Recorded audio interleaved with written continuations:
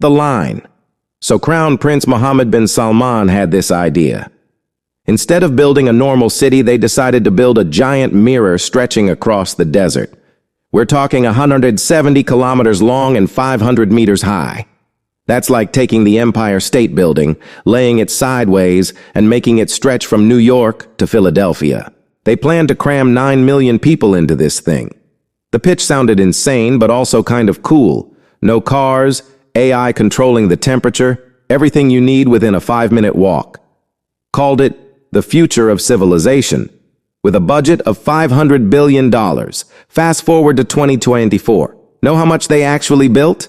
They went from 170 kilometers down to just 2.4 kilometers by 2030. That's over 98% smaller than the original plan. The population target dropped from 1.5 million to fewer than 300,000 residents. And even that tiny slice carries an estimated $370 billion price tag. One report suggested the full 170-kilometer version could cost $8.8 trillion and wouldn't be done until 2080. The problem is that cities aren't straight lines for a reason. What happens when there's a fire and your only options are run left or run right? How do you create neighborhoods when everyone's basically living in the world's longest hallway? You can't just draw a line in the sand and call it revolutionary urban planning. Okay, so the line wasn't working out for Saudi Arabia. Naturally, they decided to go bigger. Way bigger. They launched NEOM in 2017. A mega region covering 26,500 square kilometers, about 33 times larger than New York City, with an estimated cost ranging from $500 billion to over $1 trillion. And this time they really went off the rails. The promotional videos promised flying cars, robot dinosaurs, holographic teachers, an artificial moon, ski slopes in the desert, underwater cities. When your city planning presentation looks like a 5-year-old crayon drawing, that's probably a red flag. They even wanted to give robots citizenship with gene editing technology as a side gift. Behind the flashy CGI, there were real consequences. Reports from the BBC documented displacement of local tribes and environmental destruction, budgets spiraling out of control. Multiple CEOs resigned. At least 7 senior executives reportedly left the project. Timelines kept shifting. The scope kept shrinking. Today, NEOM exists mainly as expensive computer graphics and some concrete foundations in the desert. After spending an estimated $50 billion by 2024, the project faces funding challenges with Saudi Arabia's Public Investment Fund reportedly not yet approving the 2024 budget. Turns out, people want cities where they can afford to live and work, not cities that require genetic modification. Next, Masdar City, Abu Dhabi wanted to build the world's first zero-carbon city. Launched in 2006, Masdar City was supposed to house 50,000 residents and 40,000 commuters with solar power everywhere, buildings designed to beat the desert heat, and personal rapid transit pods replacing cars. The original plan had a $22 billion budget and was supposed to be done by 2016, which then moved to 2025 and now to 2030. The architecture won awards. The sustainability metrics looked perfect. The technology seemed revolutionary. On paper, this was it, the future of eco-friendly urban living.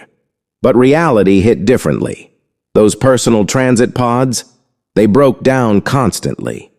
The joke among residents was that the future of transportation was walking to broken pod stations. As of 2025, the PRT system remains a prototype with high costs, making expansion impractical. The ultra-modern building designs created these insane wind tunnels that made walking around complicated. And the cost of living shot up so high that only a few rich people can afford it. After nearly 2 decades and spending that $22 billion, Masdar City houses about 15,000 people who work there, with only around 5,000 actual residents, just 10% of the original target of 50,000. Masdar optimized on every little detail except building a place where humans actually want to live. Being green doesn't automatically make you livable. Next, South Korea built Songdo on 1,500 acres of reclaimed land from the Yellow Sea, and they went all in on the smart city concept. Construction began in 2001, making it one of the first major smart city projects. The total cost? Estimates range from 35 to 40 billion. Described at the time as the largest private real estate development in history. Every building is connected to a central computer. Garbage traveled through pneumatic tubes like something out of Futurama. No garbage trucks needed. Rainwater got recycled automatically. The city featured 500,000 sensors monitoring everything: air quality, traffic, energy use, you name it. All data fed into a central integrated operations center that watched the whole city in real time. The tech was genuinely impressive. Video conferencing in every building, centralized climate control, digital displays everywhere, a central control room watching everything. Over 100 buildings achieved LEED certification. The city dedicated 40% of its area to green space, including a central park modeled after New York's famous park. But here's the thing about living in a computer. It feels like living in a computer. Need something fixed? Good luck coordinating between all the interconnected systems. Simple repairs took weeks. The whole place felt sterile, like you were living in an emergency room. Companies set up offices there, Samsung Biologics, Celltrion, and others. But families? They found it distant and unwelcoming. Today, Songdo has about 167,000 residents, but it's still only about 86% complete and hasn't attracted the population or business density anywhere near what they originally envisioned. After over 20 years and $35–40 billion, it's partially occupied, proving you can't code community spirit into existence. The best neighborhoods have character that comes from imperfection, from happy accidents, from things that weren't planned. You can't automate that. Next, in 2017, China's President Xi Jinping announced that Xiong'an would become next mega project of the future, rivaling Shanghai and Shenzhen. Located about 100 kilometers southwest of Beijing, the plan was to move millions of people from the overcrowded capital to this brand new eco-city built around high-speed rail and green technology. The Chinese government threw massive investment at it, forced state-owned companies to set up headquarters there, built universities and government offices. The master plan had everything urban planners dream about: extensive parks, walkable neighborhoods, sustainable transit, automatic-driven buses and transport. Some estimates suggest tens of billions of dollars invested in infrastructure. Just one problem: people don't want to go there. Even with government pressure, even with unlimited resources, even with political directives from the top, convincing people to leave their established lives in Beijing for empty fields is nearly impossible. You can build skyscrapers and universities, but you can't command people to build lives there. Xiong'an is testing whether you can mandate innovation and force urban culture into existence through political power alone. Early signs say no. You can build infrastructure with authority, but you can't command the thousands of small interactions that make cities actually feel alive. Cities grow from the bottom up, not the top down. Next Forest City, Malaysia builds 4 brand new islands from scratch on 2,500 acres of reclaimed land. Chinese developer Country Garden, working with Malaysian partners, drops around $100 billion creating this eco-paradise with luxury condos, smart city tech, and tax breaks for foreign buyers. They called it Forest City and planned for 700,000 people to live there by 2035. The infrastructure? Actually, it's incredible. Beautiful parks, modern shopping centers, wide boulevards, towers that look like they're from a sci-fi movie. Everything's certified, everything's pristine, everything's maintained. They completed 28,000 residential units ready to house 100,000 people. There's just one tiny problem. As of recent reports, only about 9,000 people actually live there. Walk through the shopping centers and you'll hear elevator music echoing through empty corridors. Drive on those 8-lane highways and you might not see another car.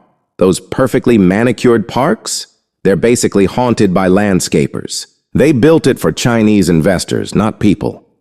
When the Malaysian Prime Minister restricted foreign property purchases in 2018, and China's economy banned foreign investing over $50,000 in form of capital controls in limiting money, outflow the investment money and entire primary customer base dried up overnight. Country Garden, once China's largest private developer, later defaulted on debt payments totaling over $187 billion in 2023. Turns out you can build every piece of a city except the most important part, the actual community. You can't just construct buildings and wait for culture to magically appear. Forest City is like making a birthday cake for a party where nobody shows up. Next up, Eco Atlantic. Lagos faced a real problem, rising sea levels threatening coastal neighborhoods. Their solution? Build a luxury development on brand new land pumped up from the ocean floor. Eco Atlantic was supposed to house 250,000 wealthy residents and become Africa's financial hub. The engineering was ambitious. They created 10 square kilometers of new land and built seawalls to protect against flooding. The master plan showed Manhattan-style skyscrapers and infrastructure that actually works, which would be revolutionary for the region. Then the irony became obvious. Those seawalls protecting the luxury development? They're accelerating erosion for the surrounding neighborhoods. Expensive infrastructure for wealthy newcomers, while millions of existing residents still lack basic utilities. Eco Atlantic is still mostly empty, a glass and concrete monument to who gets protection and who gets left behind. Building walls to save the rich while ignoring everyone else isn't sustainable development. It's just an expensive inequality. Tech billionaire Mark Lore, former Walmart executive who sold his previous startups for hundreds of millions, announced in September 2021 that he'd build a 5 million person city in the American Southwest desert.